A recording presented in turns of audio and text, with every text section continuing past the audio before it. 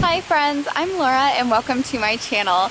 Today I'm going to share with you a bunch of new plants that I picked up to plant into containers and pots. I am so excited. I have this vision of my garden that is very inspired by Bridgerton, and if you've seen the first season of Bridgerton, even the second season of Bridgerton, they have flowers everywhere. Their English houses have like wisteria growing up them. They have beautiful kept gardens by professional gardeners, of course. And every event they have, like parties and stuff, has the most beautiful flower arrangements and flower installation pieces. Like, it's absolutely stunning. So I have this ultra feminine vibe that I'm going for in the garden that was very inspired by me watching Bridgerton, and I want to get started doing a little bit of a transformation in the garden. So I'm going to show you the flowers that I picked up, the varieties I picked up. I have a lot of like spilling and trailing plants to really create this feeling of lush flowers everywhere, and yeah, get planting some stuff. Hopefully. We kind of had a thunderstorm on the horizon here.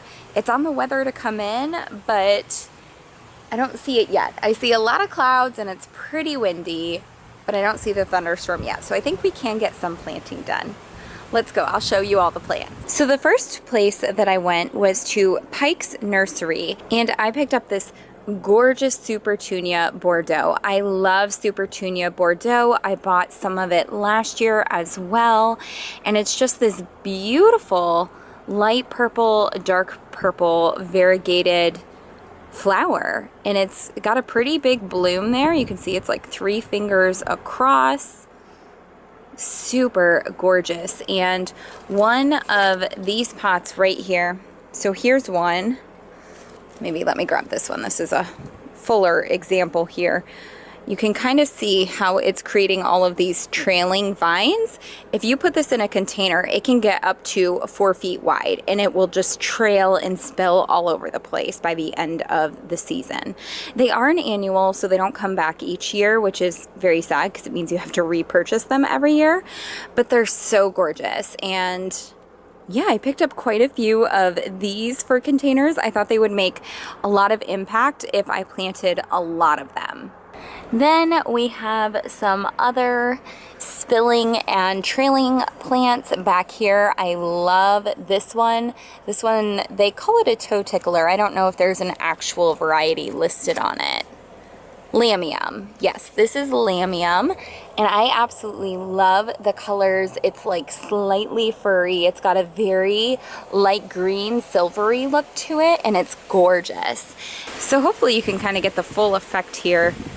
These are just stunning. They're very, very, very pretty, and like a little bit, I want to say furry, but they're very, very soft. And then I also picked up this right here, which is Silver Falls Dichondra. This is another one that I had last year, and this is just stunning. It can get really big and full, and it can get like 6 feet long. A lot of people put them in hanging pots, and they'll just trail all the way down. They can get really lush and gorgeous by the end of the season. So I picked up some of these. I thought they would be a really good accent to some of the lush floral pieces to have, you know, lots of falling and spilling things coming out as well. Over here you can see that I picked up some Supertunia bubblegum, but I'm not sure how I'm feeling about this one, to be honest. It usually has this color, this bubblegum pink color flowers. And again, it's the same as the Supertunia Bordeaux, where it will spill and trail and get really, really big. But I bought this one because look how gorgeous that is. This one is almost like white. It's a very pale pink with a dark pink variation there in the middle. And let me pull one of these over here so you can see how different these blooms are, and they're all stemming from the same plant. So I don't know what's wrong with these, if this is like maybe a nutritional deficiency, why it doesn't have all of its colors, but I actually really prefer it this way. I think this is so stunning. It actually looks like they have a silver one. They have a silver one of these plants. I'm forgetting what it's called, but it's like pink and white, and it looks very similar to this. and that one was unavailable at the nursery. So I got this one, but I'm afraid if I plant it and I fertilize it, if it has like all the nutrients in the right conditions, then it'll color correct whatever's going on here and put out all the bubblegum ones. And I don't want the bubblegum. I really just want that soft, soft pink and white.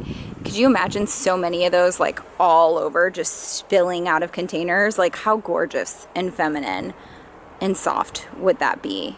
Love it. I think it looks so romantic. So I haven't really decided what I will do about these, but hopefully they will work out.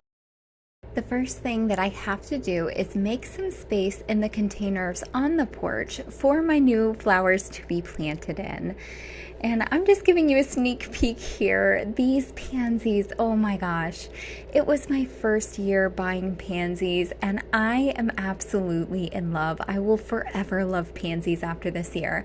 They lasted so long, all the way from autumn till spring, and they are so pretty. They come in so many different colors. And because they are kind of petering out, which you can see, they're just kind of dying off now. There's still a few good looking ones. I did harvest a couple to use in the house in some kitchen recipes because pansies are edible. So I saved some to use in pastas or on top of cookies or in a salad. And then I am making some room in those containers and planting up some new things. So the first thing that you see me doing is planting up one of my favorite plants that I bought this gardening season, and that is I think it's called Wisteria Lane Buddleia. So it's a butterfly bush, but it's called Wisteria Lane because it looks like wisteria. And if you have not seen my Bridgerton inspired garden haul, check that video out because you can see this flower in its prime when it was loaded up with gorgeous light purple flowers all over it. Right now it's looking a little rough. I waited a little bit too long to get it planted, and she was okay for the gardening season that year, but unfortunately she did not last through the winter. But I loved it so much that I want to go buy it again and learn from my mistakes and try to keep it alive this time. So I've got that one planted up. The next thing that I need to do is head out to my raised garden beds and make some space. I need to pull out all of my tulip and daffodil bulbs to save them for autumn. That way I have room to plant things for summer in that raised garden bed. So I'm just going through here, pulling everything up, and then I'm gonna cut off all the foliage from the bulbs and leave the bulbs out to dry on my deck in the sun before I put them away for storage. And that is gonna give me a whole 4 foot by 2 foot space to put some of the perennials that are on my back deck into the raised garden beds. Most perennials have a pretty small bloom time. They might bloom for summer or spring or fall, or if you're lucky, maybe you'll get spring and fall if they're a cooler weather flower, or you might get late spring to early autumn if it's a summer flower. But perennials are often in their green stage where they have a lot of foliage and not a lot of flowers going on.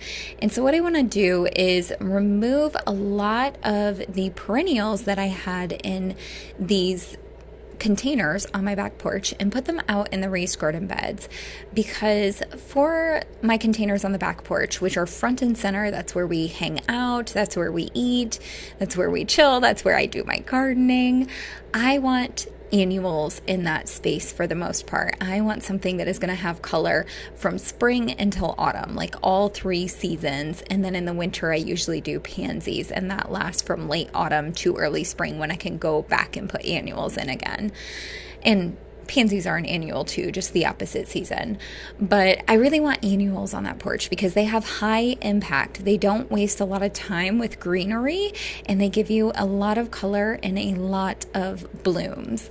So that's what I'm doing here, planting up some of those gorgeous annuals that I am so excited about. And I did have to deadhead most of these as I get them planted up onto the back porch. So a lot of them had spent blooms, and they will rebloom just fine, and they'll get bigger and fuller and trail over these pots. But I had to snip off the dead flowers first. I've got a vining plant here. Really excited about that. And it's a coconut appeal, which is a black-eyed Susan vine. You can see the tag here. And I love that flower. I'm so excited. My hope is that it will fill up that corner of the porch and grow to both sides and just be this gorgeous vining, flowering thing in the corner of the deck this summer. And it's got a lot of growing to do, but I'm really excited to see what that will be like.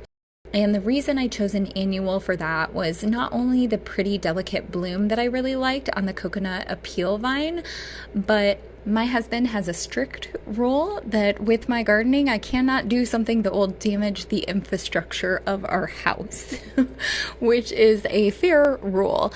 And a lot of the year-to-year perennial vines like jasmine or wisteria, they can become extremely invasive, grow very, very large, and take over the infrastructure of the porch or the home. And over years and years of them growing, they can actually cause significant damage where you have to replace the parts of the porch or the house that they've done damage to, because the weight of the vines becomes so heavy as they get thicker and bigger over the years. So I decided to try it out and experiment by doing an annual vining plant this year. See how much space it fills up, and that might be a great solution because it will die during winter, and then I can start next year with another annual vining plant, and there will never be that risk of it growing so big and out of control that it causes damage to our home. So yeah, that was my thought process there, and just filling up some other containers after moving perennials out into the raised garden beds, and I'm so excited. I feel so hopeful for what this garden space will become this summer, and just loving all of the Bridgerton inspired flowers that I picked up.